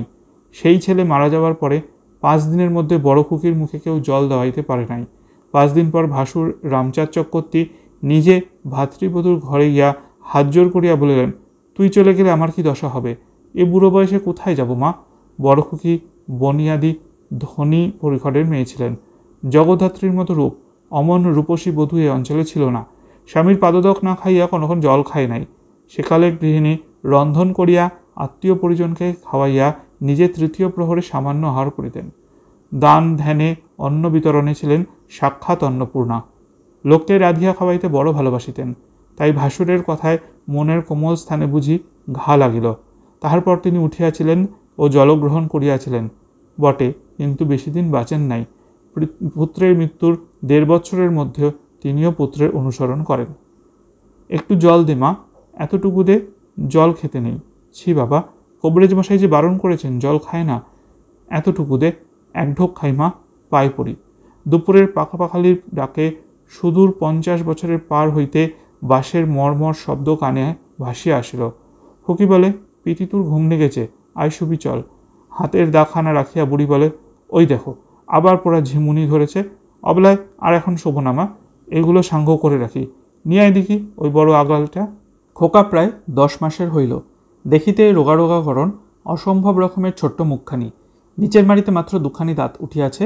কারণে অকারণে যখন তখন সে সেই 2খানি মাত্র দুধে দাঁতওয়ালা মাড়ি বাহির করিয়া হাসে। লোকে বলে বৌমা তোমার খোকার হাসিটা বায়না করা, খোকাকে একটুখানি ধরাইয়া দিলে আর রক্ষে নাই, আপনা হইতে পাগলের মতো এত হাসি শুরু করিবে যে তাহার মা বলে, আচ্ছা খোকন আজ থামো, বড্ড হেসেছ, আজ বড্ড হেসেছ, আবার কালকের জন্য একটু রেখে দাও। মাত্র 2টা কথা সে বলিতে শিখিয়াছে। মনে সুখ থাকিলে মুখে বলে যে যে যে যে এবং দুধে দাঁত বাহির করিয়া হাসে। মনে দুঃখ হইলে বলে না না না না ও বিশ্রী রকমের চিৎকার করিয়া কাঁদিতে শুরু করে। যাহা সামনে পায় তাহারই ওপর ওই নতুন দাঁত দুখানের জোর পরক করিয়া দেখে, মাটির ঢেলা, এক টুকরো কাঠ, মায়ের আঁচল। দুধ খাওয়াইতে বসিলে এক এক সময় সে হঠাৎ কাঁসার ঝিনুকখানাকে মহা আনন্দে নতুন দাঁত দুখানা দিয়া জোরে কামড়াইয়া ধরে। তাহার মা খিলখিল করিয়া হাসিয়া উঠিয়া বলে, ও কি হ্যারে খোকা, ঝিনুকখানে কামড়া ধরলি কেন? ছাড় ছাড়, করিস কি? দুখানা দাঁত তো মোটে তোর সম্বল, ভেঙে গেলে হাসবি করে শুনি। খোকা তবুও ছাড়ে না। তাহার মা মুখের ভিতর আঙুল দিয়া অতি কষ্টে ঝিনুকখানাকে ছাড়াইয়া লয়। খুকির ওপর সবসময় নির্ভর করিয়া থাকা যায় না বলে রান্নাঘরের দাওয়া খানিকটা উঁচু করিয়া বাঁশের বাখারি দিয়া ঘিরিয়া তাহার মধ্যে খোকাকে বসাইয়া রাখিয়া তাহার মা নিজের কাজ করে। খোকা কাটরার মধ্যে শুনানি হওয়া ফৌজদারি মামলায় আসামির মতো আটক থাকিয়া কখনো আপন মনে হাসে, অদৃশ্য শ্রোতাগণের নিকট দুর্বোধ্য ভাষায় কি বকে, কখনো বাকারির বেড়া ধরিয়া দাঁড়াইয়া বা উঠিয়া বাঁশবনের দিকে চাহিয়া থাকে। তাহার মা ঘাট হইতে স্নান করিয়া আসিলে মায়ের ভিজে কাপড়ের শব্দ পাইতেই খোকা খেলা হইতে মুখ তুলিয়া এদিক ওদিক চাইতে থাকে ও মাকে দেখিতে পাইলেই এক মুখ হাসিয়া বাখারির বেড়া ধরিয়া উঠিয়া দাঁড়ায়। তার মা বলে, কি ও মা, এই কাজল পরিয়ে মুখ মুছিয়া দিয়ে গেলাম, একেবারে হাড়ি চাচা পাখি সেজে বসে আছে, দেখি এদিকে আয়। জোর করিয়া নাক মুখ রগড়াইয়া কাজল উঠাইতে গিয়া খোকার রাঙা মুখ একেবারে সিঁদুরে হয়ে যায়। মহা আপত্তি করিয়া রাগের সহিত বলে, যে যে যে যে। তাহার মা শোনে না। ইহার পর মায়ের হাতে গামছা দেখিলেই খোকা খলবল করিয়া হামাগুড়ি দিয়া একদিকে ছুটিয়া পালাইয়া যায়। এক একদিন ঘাট হইতে আসিয়া সর্বজয়া বলে, খোকন টু দোলে তো খোকা, দোলে দোলে খোকন দোলে। খোকা অমনি বসিয়া পড়িয়া সামনে পিছনে বেজায় দুলিতে থাকে আর মনের সুখে ছোট্ট দুটো হাত নাড়িয়া গান ধরে। তার মা বলে, আচ্ছা থামো থামো, আর দুলো না খোকা, হয়েছে হয়েছে, খুব হয়েছে। কখনো কখনো কাজ করিতে করিতে সর্বজয়া কান পাতিয়া শুনিত খোকার বেড়ার ভিতর থেকে কোনো শব্দ আসিতেছে না, যেন সে চুপ করিয়া গিয়াছে। তাহার বুক ধরাস করিয়া উঠিত, শেয়ালে নিয়ে গেল না তো। সে ছুটিয়া আসিয়া দেখিত খোকা সাজি উপর করা একরাশ চাপা ফুলের মতো মাটির ওপরে বেকায়দায় ছোট্ট হাতখানা রাখিয়া কখন ঘুমাইয়া পড়িয়াছে। চারদিক হইতে নালসি পিঁপড়ে, মাছি, সুরসুরি পিঁপড়ের দল মহালোভে ছুটিয়া আসিয়াছে। খোকা পাতলা পাতলা রাঙা ঠোঁটে দুটার মধ্যে ঘুমের ঘরে যেন একটু কাঁপিতেছে। ঘুমের ঘরে সে যেন মাঝে মাঝে ঢোক গিলিয়া জোরে জোরে নিঃশ্বাস ফেলিতেছে, যেন জাগিয়া উঠিল, আবার তখনই এমন ঘুমাইয়া পড়িতেছে যে নিঃশ্বাসের শব্দটাও পাওয়া যাইতেছে না। সকাল হইতে সন্ধ্যা ও সন্ধ্যা হইতে অনেক রাত্রি পর্যন্ত তাহাদের বাঁশবাগানের ধারে নির্জন বাড়িখানি 10 মাসের শিশুর অর্থহীন আনন্দগীতি ও অবোধ কল্লহাস্যে মুখরিত থাকে। মা ছেলেকে স্নেহ দিয়া মানুষ করিয়া তোলে, যুগে যুগে মায়ের গৌরবগাথা তাই, সকল জনমনের বার্তায় ব্যক্ত। কিন্তু শিশু যা মাকে দেয় তাই কি কম? সে নিঃস্ব আসে বটে, কিন্তু তার মন করিয়া লইয়া হাসি, শৈশব তারল্য, চাঁদ ছানিয়া করা মুখ, আধ আধ আবল তাবল বুকুনির দাম কে দেয়? ওই তার ঐশ্বর্য। ওরই বদলে সে সেবা নেয়, রিক্ত হাতে ভিক্ষুকের মতো নেয় না। এক একদিন যখন হরিহর বাজারের হিসাব কি নিজের লেখা লইয়া ব্যস্ত আছে, সর্বজয়া ছেলেকে লইয়া গিয়া বলে, ওগো ছেলেটাকে একটু ধরো না, মেয়েটা কোথায় বেরিয়েছে, ঠাকুরজি গিয়েছে ঘাটে, ধরো দেখি একটু। আমি নাইব না, ছেলে ঘাড়ে করে বসে থাকলে হবে? হরিহর বলে, ওসব গোলমাল এখন এখানে নিয়ে এসো না বাবু, বড় ব্যস্ত। সর্বজয়া রাগিয়া ছেলেকে ফেলিয়া রাখিয়া চলিয়া যায়। হরিহর হিসাবপত্র লিখিতে লিখিতে হঠাৎ দেখে ছেলে তার চটি জুতার পাটটা মুখে দিয়া চিপাইতেছে। হরিহর জুতাখানি কাড়িয়া লইয়া বলে, দেখো এ বাঁধিয়া গেল এক কাণ্ড, আছে একটা কাজ নিয়ে। হঠাৎ একটা চড়ুই পাখি আসিয়া রোয়াকের ধারে বসে। খোকা বাবার মুখে তাকিয়ে অবাক হয়ে দেখে যে যে যে যে। হরিহরের বিরক্তি দূর হইয়া গিয়া ভারী মমতা হয়। অনেক দিন আগের এক রাত্রির কথা মনে পড়ে। নতুন পশ্চিম হইতে আসিয়া সেদিন সে গ্রামের সকলের পরামর্শে শ্বশুরবাড়ির স্ত্রীকে আনিতে গিয়াছিল। দুপুরের পর শ্বশুরবাড়ির গ্রামের ঘাটে নৌকা পৌঁছিল। বিবাহের পর একটিবার মাত্র সেখানে আসিয়াছিল, পথঘাট মনে ছিল না। লোককে জিজ্ঞাসা করিয়া সে শ্বশুরবাড়ির সম্মুখে উপস্থিত হইল। তাহার ডাকাডাকিতে একটি গৌরাঙ্গী ছিপছিপে চেহারার তরুণীকে ডাকিতেছিল দেখিবার জন্য। বাহিরের দরজায় দাঁড়াইল এবং তাহার সহিত চোখাচোখি হওয়াতে সেখান হইতে চট করিয়া সরিয়া বাড়ির মধ্যে ঢুকিয়া পড়িল। হরিহর ভাবিতে লাগিল, মেয়েটাকে তাহার স্ত্রী নয় তো, সে কি এত বড় হইয়াছে? রাত্রিতে সন্ধান মিলিল। সর্বজয়া দারিদ্র হইতে রক্ষিত তাহার মায়ের একখানা লালপাড় মটকা শাড়ি পরিয়া অনেক রাত্রে ঘরে আসিল। হরিহর চাহিয়া দেখিয়া বিস্মিত হইল। 10 বছর আগেকার সে বালিকাপত্নীর কিছুই আর এই সুন্দরী তরুণীতে নাই। সে যেন ভাঙিয়া নতুন করিয়া গড়িয়াছে। মুখের সে কচি ভাবটুকুও আর নাই বটে, কিন্তু তাহার স্থানে যে সৌন্দর্য ফুটিয়া উঠিয়াছে তাহা সে যে খুব সুলভ নয়, হরিহরের সেটুকু বুঝতে দেরি হইল না। হাত পায়ের গঠন, গতিভঙ্গি সবই নিখুঁত ও নতুন। ঘরে ঢুকিয়া সর্বজয়া প্রথমটা থতমত হইয়া গেল। যদিও সে বড় হইয়াছে, এ পর্যন্ত স্বামীর সহিত দেখা একরূপ ঘটে নাই বললেই চলে। নববিবাহিতা সে লজ্জাটুকু তাহাকে যেন নতুন করিয়া পাইয়া বসিল। হরিহর প্রথমে কথা কহিল। স্ত্রীর ডান হাতখানা নিজের হাতের মধ্যে লইয়া বিছানায় বসাইয়া বলিল, বসো এখানে। ভালো আছো? সর্বজয়া মৃদু হাসিল। লজ্জাটা যেন কিছুটা কাটিয়া গেল। বলিল, এতদিন পরে বুঝি মনে পড়িল? আচ্ছা, কি বলে এতদিন ডুব মেরেছিলে? পরে সে হাসিয়া বলিল, কেন, কি দোষ করেছিলাম বলো তো? স্ত্রীর কথাবার্তায় আজ পাড়াগাঁয়ের টানটুকু ও ভঙ্গিটুকুও হরিহরের নতুন ও ভারী মিষ্ট বলিয়া মনে হইল। পরে সে লক্ষ্য করিয়া দেখিল স্ত্রীর হাতে কেবল গাছ কয়েক বড় ও কাচের চুড়ি ছাড়া অন্য কোনো গহনা নাই। গরিব ঘরের মেয়ে, দিবার কেহ নাই। এতদিন খবর না লইয়া ভারী অন্যায় করিয়াছে সে। সর্বজয়া চাহিয়া স্বামীকে দেখিতেছি লাগিল। আজ সারাদিন সে 4-5 বার আড়াল হইতে উকিয়া মারিয়া গেছে।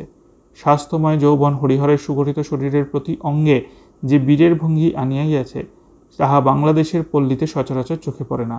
বাপ মায়ের কথাবার্তা আছে শুনিয়াছে, তাহার স্বামী পশ্চিম হইতে নাকি খুব লেখাপড়া শিখিয়া আসিয়াছে। টাকা কড়ির দিক থেকে 2 পয়সা না আনিয়াছে এমন নয়।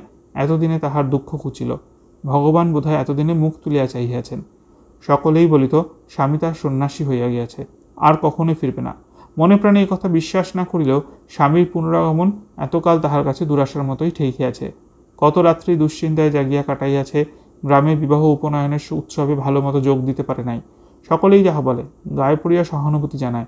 অভিমানে তাহার চোখে জল আসিত। অনাবিল যৌবনের সোনালী কল্পনা এতদিন শুধু আড়ালে আবডালে নির্জন রাত্রিতে চোখের জলে ঝরিয়া পড়িয়াছে। কাহারও কাছে মুখ ফুটিয়া প্রকাশ করে নাই, কিন্তু বসিয়া বসিয়া কতদিন ভাবিত, এই তো সংসারের অবস্থা। যদি সত্য সত্যই স্বামী ফিরিয়া না আসে, তবে বাপমায়ের মৃত্যুর পরে কোথায় দাঁড়াইবে? কে আশ্রয় দিবে? এতদিনে কি দাঁড়া মিলিল? হরিহর হাসিয়া জিজ্ঞাসা করিল, আচ্ছা, আমাকে যখন তুমি অবেলা দরজার বাইরে দেখিলে তখন চিনতে পেরেছিলে? সত্যি কথা বলো কিন্তু। সর্বজয়া হাসিয়া বলিল, না, তা চিনব কেন? প্রথমটা ঠিক বুঝতে পারিনি, তারপর তক্ষুনি। আন্দাজে? আন্দাজে নয় গো, আন্দাজে নয়, সত্যি সত্যি। দেখলে না, তক্ষুনি মাথার কাপড় দিয়ে বাড়ির মধ্যে ঢুকলাম। তারপর একটু চুপ করিয়া থাকি, আবার জিজ্ঞাসা করিল, আচ্ছা, তুমি বলো তো, আমায় চিনতে পেরেছিলে? বলো তো গাছুয়ে। নানা কেজো অকেজো কথাবার্তায় রাত বাড়িতে লাগিল। পরলোকগত দাতার কথা উঠিতে সর্বজয়ের চোখের জলার বাদ মানে না। হরিহর জিজ্ঞাসা করিল, বিনার বিয়ে কোথায় হলো? ছোট শালীর নাম জানিত না, আজই শ্বশুরের মুখে শুনিয়াছে। তার বিয়ে হলো কুরুল বিনোদপুরে, ওই যে বড় গাং কি বলে মধুমতি, সেই মধুমতির ধারে। একটা প্রশ্ন বারবার সর্বজয়ের মনে আসিতে লাগিল, স্বামী তাহাকে লইয়া যাইবে তো? না দেখাশোনা করিয়া আবার চলিয়া যাইবে না তো সেই কাশি গয়া? বলি বলি করিয়াও মুখ ফুটিয়া সে কথাটা কিন্তু কোনরূপেই জিজ্ঞাসা করিতে পারিল না। তাহার মনের ভিতর কে যেন বিদ্রোহ ঘোষণা করিয়া বলিল, না নিয়ে যাগ্গে, আবার তা নিয়ে বলা কেন? কেন এত ছোট হতে যাওয়া? হরিহর সমস্যার সমাধান নিজ হইতেই করিল। বলিল, কাল চলো, তোমাকে বাড়ি নিয়ে যাই নিশ্চিন্তপুরে। সর্বজয়ের বুকে ধরাস করিয়া যেন ঢেকুর পার পড়িল। সামলাইয়া মুখে বলিল, কালই কেন? একদিন পরে এলে 2 দিন থাকো না কেন? বাবা মা কি তোমায় এক্ষুনি ছেড়ে দেবেন? পরশু আবার আমার বকুল ফুলের বাড়ি তোমায় নেমন্তন্ন করে গেছে। কে তোমার বকুল ফুল? এই গ্রামেই বাড়ি, এ পাড়ায়। আবার ও পাড়াতে বিয়ে হয়েছে। পরে সে আবার হাসিয়া বলিল, কাল সকালে তোমাকে দেখতে আসবে বলেছে সে। কথাবার্তার স্রোত একইভাবে চলিল। রাত্রি গভীর হইল। বাড়ির ধারেই সজনে গাছে রাত জাগা পাখি অদ্ভুত রব করিয়া ডাকিতেছিল। হরিহরের মনে হইল, বাংলার এই নিভৃত পল্লী প্রান্তের বাঁশবনের ছায়ায় একখানি স্নেহব্যগ্র গৃহকোণ যখন তাহার আগমনের আশায় মাসের পর মাস, বৎসরের পর বৎসর অভ্যর্থনা শয্যা সাজাইয়া প্রতীক্ষা করিয়াছে, কিসের সন্ধানেই সে তখন পশ্চিমের অনুর্বর অপরিচিত মরুপাহাড়ের ফাঁকে ফাঁকে গৃহহীন নিরাশ্রয়ের ন্যায় ঘুরিয়া মরিতেছিল। রাত জাগা পাখিটা একঘেয়ে ডাকিতেছিল। বাহিরের জ্যোৎস্না ক্রমে ক্রমে ম্লান হইয়া আসিতেছে। এক হিসেবে এই রাত্রি তাহার কাছে বড় রহস্যময় ঠেকিতেছিল। সম্মুখে তাহাদের নবজীবনের যে পথ বিস্তীর্ণ ভবিষ্যতে চলিয়া গিয়াছে, আজ রাত্রি হইতেই তাহার শুরু। কে জানে সে জীবন কেমন হইবে? কে জানে জীবনলক্ষ্মী কোন সাজি সাজাইয়া রাখিয়াছেন তাহাদের সে অনির্দিষ্ট ভবিষ্যতের পাথেয় রূপে? দুজনেরই মনে বোধহয় আরেকটা অস্পষ্ট রূপ একইভাবে জাগিতেছিল। দুজনেই চুপ করিয়া জানলার বাহিরের ফাঁকে জ্যোৎস্নারাত্রির দিকে চাহিয়াছিল। তারপর কতদিন কাটিয়া গিয়াছে, তখন কোথায় ছিল এই শিশুর পাত্তা? ইন্দির ঠাকুরন ফিরিয়া আসিয়াছে 6-7 মাস হইল। সর্বজয়া কিন্তু ইহার মধ্যে একদিনও বুড়ির সঙ্গে ভালো করে কথা কয় নাই। আজকাল তাহার আরও মনে হয় বুড়ি ডাইনি সাতকুল খাকিটার তাহার মেয়ে যেন তাহার চেয়েও ভালোবাসে। হিংসা তো হয়, রাগও হয়, পেটের মেয়েকে পর করিয়া দিতেছে। কতবেলা কথায় কথায় বুড়িকে সময় থাকিতে পথ দেখিবার উপদেশ ইঙ্গিতে জানাইয়া দেয়। সে পথ কোন দিকে জ্ঞান হওয়া অবধি আজ পর্যন্ত 70 বৎসরের বুড়ি তাহার সন্ধান পায় নাই। এতকাল পরে কোথায় তাহা মিলিবে ভাবিয়াই সে ঠাওর পায় না। বর্ষার শেষ দিকে বুড়ি অবশেষে এক যুক্তি ঠাওরাইল। 6 ক্রোশ দূরের ভান্ডারহাটিতে তাহার জামাই বাড়ি। তাহার জামাই চন্দ্র মজুমদার বাঁচিয়া আছেন। জামাইয়ের অবস্থা বেশ ভালো, সম্পন্ন গৃহস্থ। অবশ্য মেয়ে মারা যাওয়ার সঙ্গে সঙ্গেই জামাইয়ের সঙ্গে সম্পর্ক উঠিয়া গিয়াছে। আজ 35-36 বছরের আগেকার কথা। তাহার পরে আর কখনো দেখাশোনা বা খবরাখবরের লেনদেন হয় নাই। তবুও যদি সেখানে যাওয়া যায়, জামাই একটু আশ্রয় দিতে কি গড়রাজি হইবে? সন্ধ্যার পূর্বে ভান্ডারহাটে গ্রামে ঢুকিয়া একখানা বড় চণ্ডীমণ্ডপের সম্মুখে গাড়োয়ান গাড়ি দাঁড় করাইল। গাড়োয়ানের হাতটাকে একজন 24-25 বছরের যুবক আসিয়া বলিল, কোথাকার গাড়ি? তাহার পিছনে পিছনে এক বৃদ্ধ বাড়ির ভিতর হইতে জিজ্ঞাসা করিতে বাহির হইয়া আসলেন, কে রাধু? জিজ্ঞাসা করো কোথা থেকে আসেছেন। বুড়ি চিনিল, কিন্তু অবাক হইয়া রইল। এই সেই তাই তার জামাই চন্দর। 40 বছরের পূর্বে সে সবল, দোহারা, গরণ, সুচেহারা ছেলেটির সঙ্গে এই পক্ককেশ প্রবীণ ব্যক্তির মনে মনে তুলনা করিয়া সে যেন হাঁপাইয়া উঠিল। পরক্ষণেই কেমন এক ভিন্ন ভাবের সংমিশ্রণে উৎপন্ন না হাসি না দুঃখ গোছের মনের ভাবে সে বিহ্বলের মতো ডাক ছাড়িয়া কাঁদিয়া উঠিল। অনেক দিন পরে মেয়ের নাম ধরিয়া ডাকিল, কাঁদিল। বিস্ময় বিমূঢ় চন্দ্র মজুমদার প্রথমটা আকাশ পাতাল হাতড়াইতেছিলেন। পরে ব্যাপারটা বুঝিলেন ও আসিয়া শাশুড়ির পায়ের ধুলা লইয়া প্রণাম করিলেন। একটু সামলাইয়া বুড়ি মাথার কাপড় তুলিয়া দিয়া ভাঙা গলায় বলল, তোমার কাছে এইছি বাবাজি, এতদিন পর, একটুখানি আচ্ছয়ের জন্য। আর কটা দিনই বা বাঁচব? কেউ নেই এই ত্রিভুবনে। এই বয়সে দুটো ভাত কাপড়ের জন্যই। মজুমদার মহাশয় বড় ছেলেকে গাড়ির দ্রব্যাদি নামাইতে বলিলেন ও ছেলের সঙ্গে শাশুড়িকে বাড়ির মধ্যে পাঠাইয়া দিলেন। দ্বিতীয় পক্ষের বিধবা মেয়ে ও বড় পুত্রবধূ সংসারের গৃহিণী। আরও 3টি পুত্রবধূ আছে, নাতি নাতনিও 3-4টি। তাল গাছের গুড়ির খুঁটি ও আড়াবাতা প্রকাণ্ড প্রকাণ্ড 2খানা দাওয়া, 2 আটচালা ঘর, জিনিসপত্র, সিন্দুক তরঙ্গে বোঝাই, পা ফেলিবার স্থানাভাব। মজুমদার মহাশয় বিধবা মেয়েটির নাম হৈমবতী। খুব ভালো মেয়ে। নিজের হাতে ফল কাটিয়া জলখাবার সাজাইয়া অত্যন্ত আপ্যায়িত করিয়া কাছে বসাইয়া খাওয়াইল। এ কথা ও কথা জিজ্ঞাসা করিতে লাগিল। বলে, দিদিমা, আমায় কখনো দেখেননি না? কখনো তো এদিকে পায়ের ধুলা দেননি এর আগে। আখ কেটে দেবো দিদিমা, দাঁত আছে? পাশের রান্নাঘরে ছেলেমেয়েরা সন্ধ্যাবেলা ভাত খাইতে বসিয়া হইচই করিতেছে। একজন চেঁচাইয়া বলিতেছে, ওমা দেখো, উমি সব ডালটুকু আমার পাতে দিচ্ছে।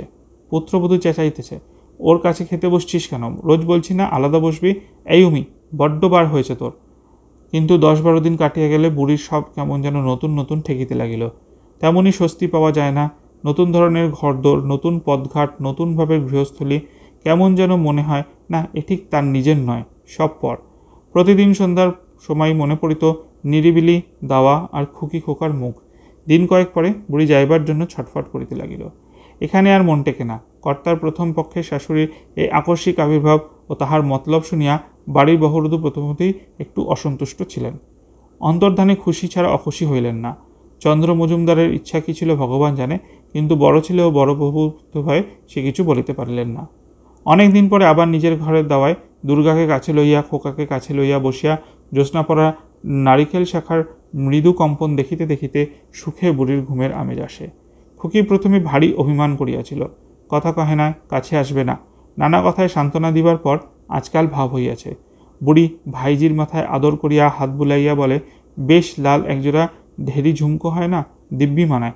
আজকাল কি উঠেছে, ওগুলোকে কি বলে যেন? শীত আসিল।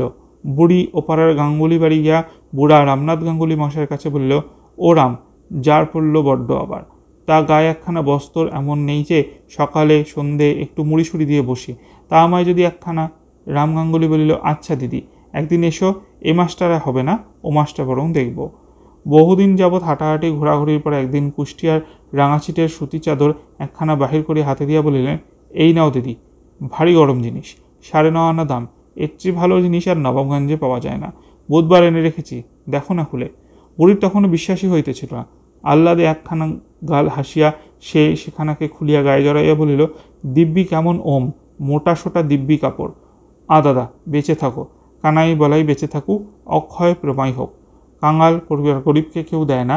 ওই অন্নদার কাছে একখানা গায়ের কাপড় চাচ্ছি আজ 3 বছর থেকে। দেবো দেবো বলে, তা দিলে না।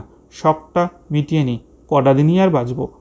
সর্বজয়াকে আহ্লাদ করিয়া দেখাইতেছে বলে, দেখো ঠাকুরজি, এবাড়ি থেকে যে তুমি 7 দর মেঘে বেরাবে তা হবে না, স্পষ্ট বলে দিচ্ছি। ভিক্ষে মাগতে হয়, আলাদা বন্দোবস্ত করো। বুড়ি সে কথা হজম করিয়া রইল। এরূপ অনেক কথাই তাহাকে দিনের মধ্যে 10 বার হজম করিতে হয়। সেকালের ছড়াটা সে এখনও ভোলে নাই। লাথি ঝাঁটা পায়ের তল, ভাত পাখরটা বুকের বল। দুর্গা ভারী খুশিয়া বলে, ক পয়সা দাম প্রীতিমা, কেমন নাঙা না? আশ্বাসে সুরে পিসি বলে, আমি মরে গেলে তোকে দিয়ে যাব, তুই গায়ে দিস বড় হয়ে। নতুন চাদরের সোদা সোদা মারের গন্ধটা বুড়ির কাছে ভারী উপাদেয়, ভারী শৌখিন বলে মনে হয়। সকালে চাদরখানা গায়ে জড়াইয়া ঝাড় দিবার সময় মাঝে মাঝে নিজের দিকে চাহিয়া দেখে। নিষ্প্রয়োজনে ঘাটের কাছে দাঁড়াইয়া থাকে। পথ চলতে নিরীহ ঝি বউকে ডাকিয়া বলে, কে যায়? রাজির মা, এত বেলা যে? ভূমিকা আর বেশি দূর না করিয়া একটু হাসিয়া নিজের গায়ের দিকে চাইয়া বলে, এই গায়ের কাপড়খানা এবার ও বাড়ির রামচাঁদ, 9.5 আনা দাম। দুষ্টু দু একটা মেয়ে বলে, ও ঠাকুমাকে রাঙা কাপড়ে যা মানিছে, ঠাকুমার বুঝি বিয়ে? ওপাড়ার দাসী ঠাকুরন আসিয়া হাসি মুখে বলিল, পয়সা দুটোর জন্য এছিলাম বউ। ইন্দির পিসি কাল আমার কাছ থেকে একটা নোনা নিয়ে এলো, বললে কাল দাম দিয়ে চেয়ে নিয়ে এসো। সর্বজয়া ঘরের কাজকর্ম করিতেছিল, অবাক হইয়া বলল, নোনা কিনে এনেছো তোমার কাছ থেকে? দাসী ঠাকুরন ঘোর ব্যবসাদার মানুষ, সামান্য তেঁতুল আমড়া হইতে একগাছি শাক পর্যন্ত পয়সা না লইয়া কাউকে দেয় না। দাসীর অমায়িক ভাব অন্তরিত হইয়া গেল। বলিল, এনেছে কিনা জিজ্ঞেস করো না তোমার ননদকে। সকালবেলা কি মিথ্যে কথা বলতে এলাম দুটো পয়সার জন্য? 4 পয়সার কমে আমি দেব না। বললে বুড়ো মানুষ, খাবার ইচ্ছে হয়েছে, তা যাক 2 পয়সাতেই। রাগে সর্বজয়ার মুখ দিয়ে কথা বাহির হইল না। নোনার মতো ফল যাহা কিনা এত অপর্যাপ্ত বনে জঙ্গলে ফলে, যে গরু বছরের পর্যন্ত খাইয়া অরুচি হইয়া যায়, তাহা আবার পয়সা দিয়া কিনিয়া খাইবার লোক যে পাড়াগায়ে আছে, তাহা সর্বজয়ার ধারণায় আসে না। ঠিক এই সময় ইন্দিরা বুড়ি কোথা হইতে আসিয়া উপস্থিত হইল। সর্বজয়া তাহার ওপর যেন ঝাঁপাইয়া পড়িয়া বলি, হ্যাঁ গা, 3 কাল গিয়েছে, 1 কালে তো ঠেকেছে। যার বসে খাই তার পয়সায় তো একটু দুঃখ দরদ করতে চলে হয় নাকি? নোনা কিয়েছ কিনতে, কোথা থেকে আবার পশিয়া আজ নোনাকাল দানা খাওয়াবো? শখের পয়সা নিজেকে নিজে দাওগে, পরের পয়সার ওপর দিয়ে শখ করতে লজ্জা হয় না? বুড়ির মুখ শুকাইয়া গিয়াছিল। একটুখানি হাসি আনিবার চেষ্টা করিয়া বলিল, তা দেব, পাকা নোনাটা, তা ভাবলাম খেয়ে নিই, কটা দিনই বা বাঁচব, দিয়ে দে না 2 পয়সা। সর্বজয়া চতুর্গুণ চিৎকার করিয়া বলিল, বড় পয়সা সস্তা দেখেছ কি না? নিজের ঘটিবাটি বিচ্ছে বিক্রি করে দাও না পয়সা। পরে সে ঘোড়া লইয়া খেয়েকে দুয়ার দিয়া ঘাটের পথে বাহির হইয়া গেল। দাসী খানিকটা দাঁড়াইয়া থাকিয়া বলিল, আমার নাকে খত দিয়ে জিনিস বেচে, এমন হয়রানি কোনোদিন হয়নি। তোমরাও বলি ইন্দিরা পিসি, নিজের পয়সাই যদি না ছিল তবে তোমাকে কাল লোনাটা আনা ভালো হয়নি। ওরকম জিনিসপত্র আর এনো না। তা তোমাদের ঝগড়া তোমরা করো, আমি গরিব লোক, ওবেলা আসবো, আমার পয়সা দুটো ফেলে দিও। দাসীর পিছু পিছু খুকি বাহিরের উঠান পর্যন্ত আসিল। বলিতে বলিতে আসিল, পিসিমা বুড়ো মানুষ, একটা নোনা এনেছে, তা বুঝি বকে? খেতে ইচ্ছে হয় না বুঝি দাসী পিসি? বেশ নোনা, আমায় 8খানা কাল দিয়েছিল। তোমার বাড়ি বুঝি গাছ আছে পিসি? পরে সে ডাকিয়া কহিল, শোন না দাসী পিসি, আমি একটা পয়সা দেবো খন, পুতুলের বাক্সে আছে। মা ঘরে চাবি দিয়ে ঘাটে গেল, এলে নুকিয়ে দেবো এখন, মাকে বলো না যেন পিসি। দুপুরে কিছু পূর্বে ইন্দির বুড়ি বাড়ি হইতে বাহির হইয়া যাইতেছে। বাহাতে ছোট একটা ময়লা কাপড়ের পুটলি, ডানাতে পিতলের চাদরের ঘটিটা ঝুলানো, বগলে একটা পুরনো মাদুরির পাড় ছিঁড়িয়া কাঠিগুলো ঝুলিতেছে। খুকি বলিল, ও পিসি যাসনি, ও পিসি কোথায় যাবি? পরে সে ছুটে আসিয়া মাদুরের পিছনটা টান ধরে বলল, তুই চলে গেলে আমি কাঁদবো পিসি। ঠিক। সর্বজয়া ঘরে দেওয়া হইতে বলিল, তা যাবে যাও, গেরস্তের অকালন করে যাও কেন? ছেলে পিলে নিয়ে ঘর করি, এতকাল যার খেলে তার একটা মঙ্গল তো দেখতে হয়। অনর্থ সময় না খেয়ে চলে গিয়ে তারপর গেরস্তের একটা অকল্যাণ বাদুক, এই তোমার ইচ্ছে তো? ওই রকম কুরচুক্কুরে মন হইলে আর কি এই দশাই হয়। বুড়ি ফিরিল না। খুকি কাঁদিতে কাঁদিতে অনেক দূর পর্যন্ত সঙ্গে সঙ্গে গেল। বুড়ি গিয়া গ্রামের ও পাড়ার নবীন ঘোষালের বাড়ি উঠিল। নবীন ঘোষালের বউ সব শুনিয়া গালে হাত দিয়া বলিল, ও মা, এমন তো কখনো শুনিনি। হ্যাঁ গো খুড়ি, তা থাকো তুমি, এইখানেই থাকো। মাস 2 এখানে থাকার পরে বুড়ি সেখান হইতে বাহির হইয়া 3 কড়ি ঘোষালের বাড়ি ও তথা হইতে পূর্ণ চক্রবর্তীর বাড়ি আশ্রয় লইল।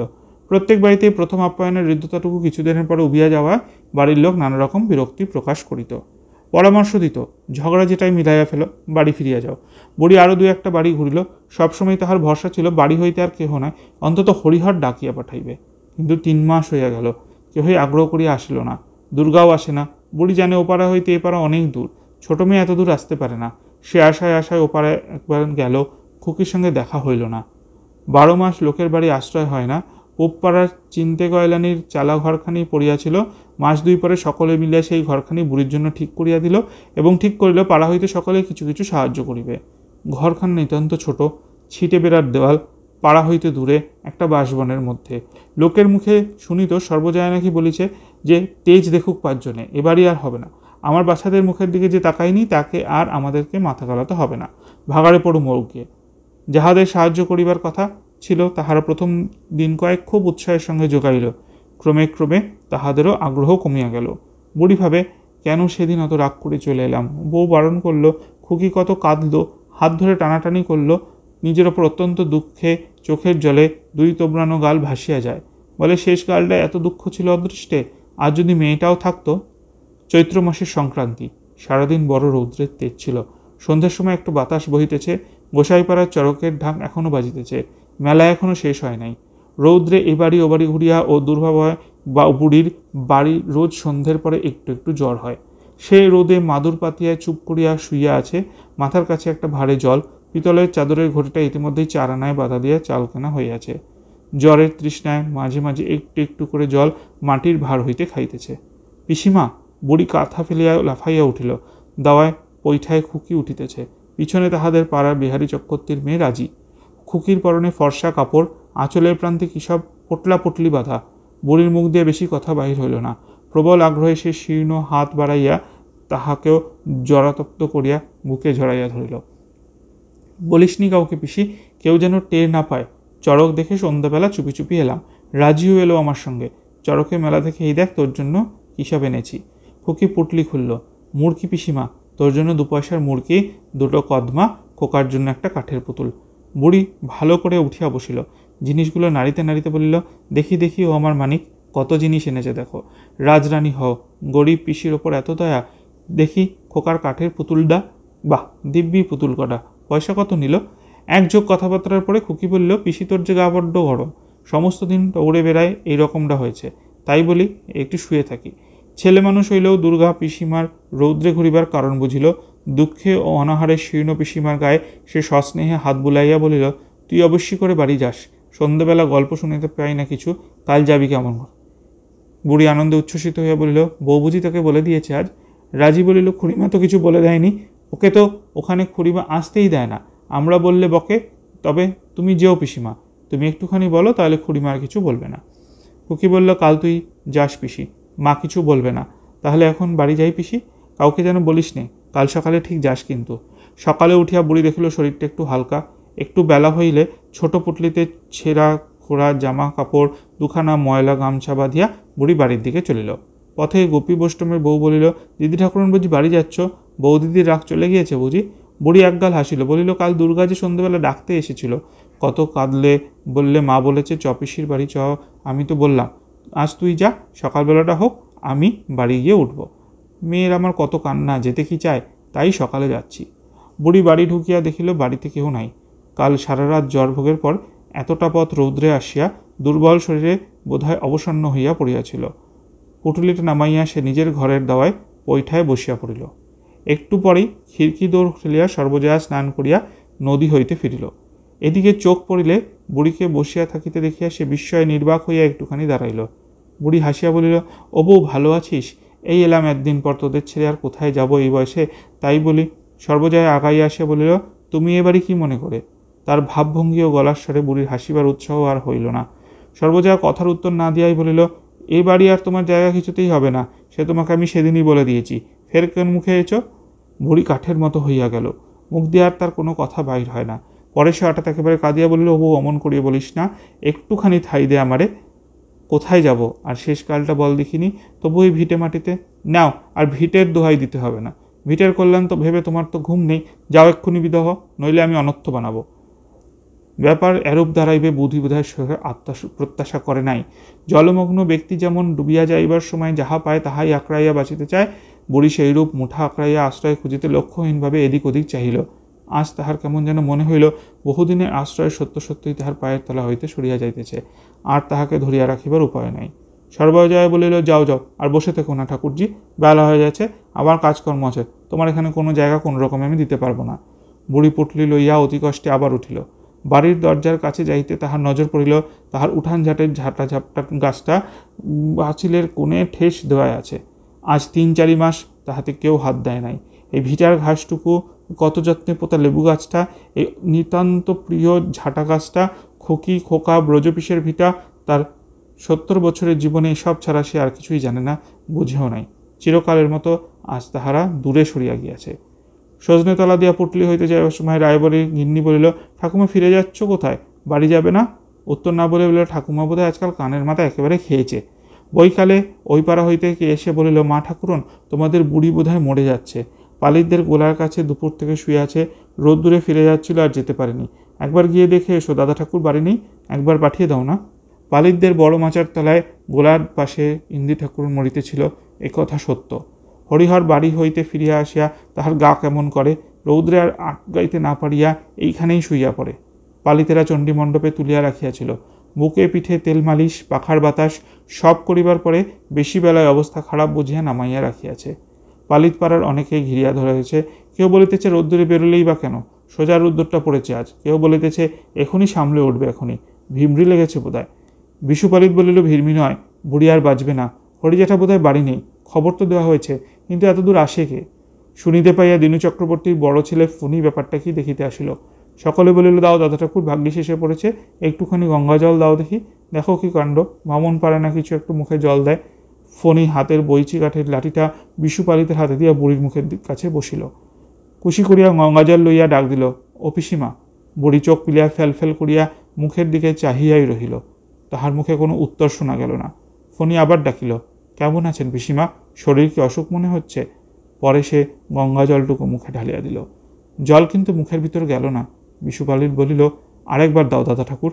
আর খানিকক্ষণ পর ফণি বুড়ির চোখের পাতা বুঝাইয়া দিতেই কোটরাগত অনেকখানি জল শীর্ণ গাল দুটা হইয়া বাড়িয়া গড়িয়া পড়িল। ইন্দু ঠাকুরের মৃত্যুর সঙ্গে সঙ্গে নিশ্চিন্দপুর গ্রামে সেকালের অবসান হইয়া গেল। গল্পের সেকাল একালে আপনাদেরকে স্বাগত। যদি চ্যানেলটা পছন্দ হয়ে থাকে তাহলে লাইক, কমেন্ট আর প্রচুর শেয়ার করতে ভুলবেন না। চ্যানেলটা অতি অবশ্যই সাবস্ক্রাইব করুন আর সঙ্গে বেল আইকনটাও প্রেস করুন। আশা করি গল্পটা আজকে আপনাদের ভালো লাগলো। যদি ভালো লেগে থাকে তাহলে লাইক, কমেন্ট, শেয়ার করতে ভুলবেন না। আর অতি অবশ্যই চ্যানেলটা সাবস্ক্রাইব করে পাশে থাকা বেল বাটন আর অল নোটিফিকেশনটা অন করে রাখুন। যদি আপনাদের কোনো পছন্দের গল্প থাকে সেটাও রিকোয়েস্ট করতে পারেন। আজকে তাহলে এই পর্যন্তই। আবার দেখা হবে নতুন কোনো গল্প নিয়ে। সবাই ভালো থাকবেন, সুস্থ থাকবেন। নমস্কার।